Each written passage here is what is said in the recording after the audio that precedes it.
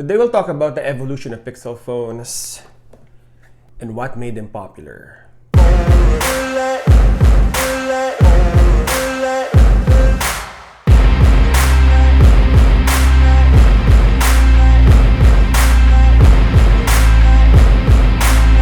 Aside from the Android OS that phone manufacturers use today, aside from Apple, Google are not new to mobile world. In fact, they produced their own Nexus phone in January of 2010. The problem with these phones are they're not produced by Google. They outsource this to HTC, Samsung, and Motorola. So in a way, it's a Google phone, but not owned by Google. Weird.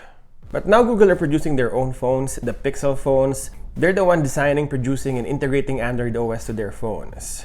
So today we'll talk about the 6th generation Pixel phones, starting from Pixel 1 to Pixel 6, the highlights, the issues, and the upgrades.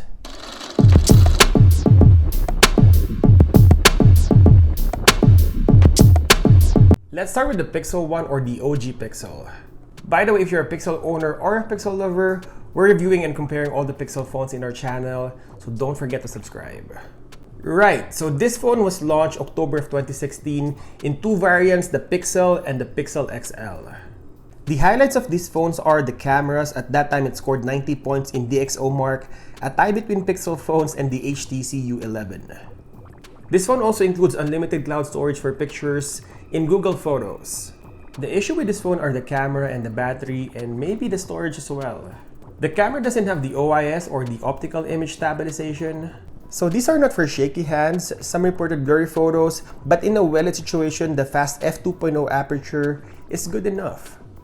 The battery is not the best. It registers 3 hours maximum and keeps draining even without using it. iPhone at that time has great standby time, which Android Nougat was not known for.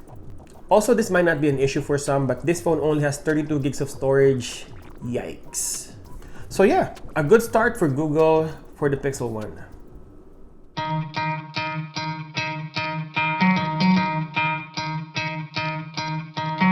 Google Pixel 2 XL is great, but disappointing. Let's start with the disappointing part. Google actually made fun of Apple by killing the headphone jack, only to eat their words by following them. Like, why? Google fans are so confused, and you can even hear it on the tech reviewers. They're echoing the same sentiment. But there are some great upgrades on Pixel 2 and 2 XL. It received a newer sensor from the first generation, and this changed the whole mobile photography game when Google introduced night shots. This became really popular overnight. Now, even Apple, Samsung, and Huawei started following this technology by using their own night shots on their phones. But Google is still one of the best phones that implements night shots through their computational photography.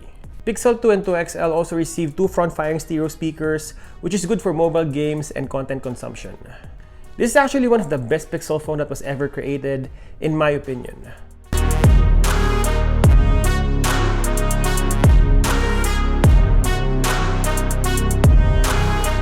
Pixel 3 and 3 XL is the incremental upgrade of Pixel 2 or 2 XL. The design choice of the regular Pixel 3 is the same as Pixel 2, with just a minor aesthetic change. It still has a two-tone design, but the screen sides are more rounded. The biggest disappointment of this series is Pixel 3 XL's big notch on top. This is the season where Pixel phones don't have identity. The pattern is to follow iPhone, so maybe lure some of the iPhone users to use Pixel phones. But the disappointments end there because the Pixel 3 and 3 XL is a better version of Pixel 2 in every way. It has a faster processor and faster front-facing camera. It has a smaller battery than Pixel 2 XL, but since the newer processor is more battery efficient, it performs similar to the Pixel 2 XL and maybe even better. The biggest difference is the wireless charging. This phone has wireless charging compared to the previous model, but still retain the same look.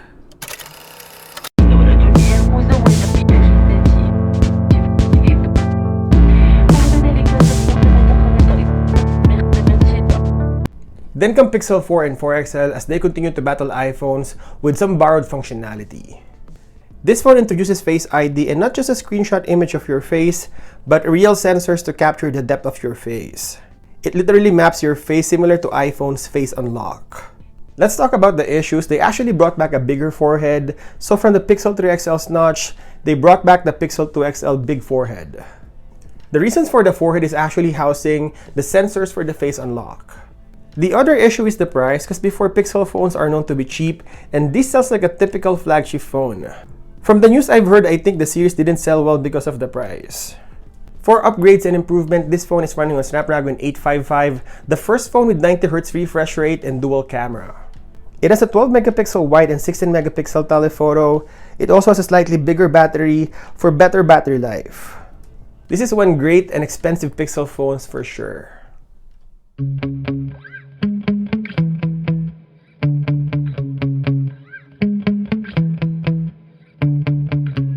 Let's talk about the Pixel 5 and welcome to the downgrade.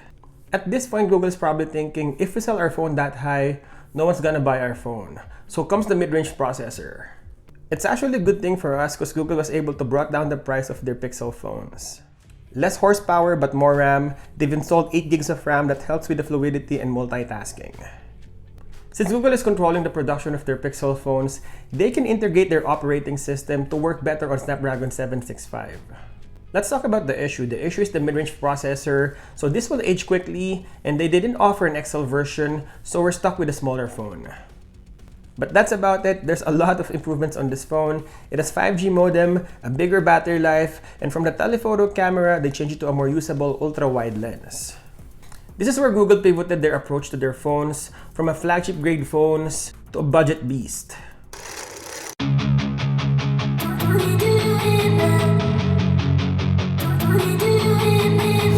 Welcome to the latest and the greatest, the Pixel 6 and Pixel 6 Pro. This is an all-Google phone because of the Tensor chip. There are two variants, Pixel 6 and Pixel 6 Pro. The difference are the faster refresh rate for Pixel 6 Pro, bigger RAM of 12 gigs, more cameras including a telephoto lens, and a beefier battery of 5000 mAh. Let's talk about the issues, the performance. So a lot of connectivity, responsiveness, fingerprint, and battery issues because of the newer processor. And I think all the updates that they push maybe isn't sitting well with the new processor. I think in the middle of this year, Google will push another update, the Android 12L, to finally fix all the performance issues. And how about the performance? This is the best Pixel phones, no doubt, even with the performance issues. The camera is one of the best that we have so far, no doubt. The battery life is such an improvement, and the design is just so bold and different. Everyone will notice you're rocking the new Pixel phone. Even with the early issues involving the performance, this is the best Pixel phone yet.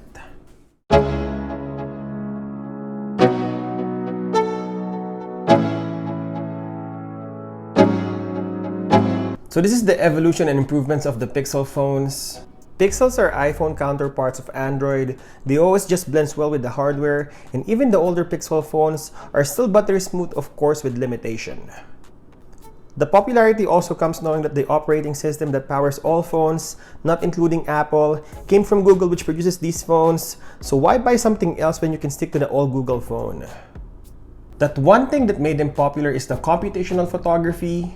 They changed the processor, the price, the design, but there are two things they consistently deliver: a great camera performance and a pure Android goodness. This is the evolution of Pixel phones and what made them popular.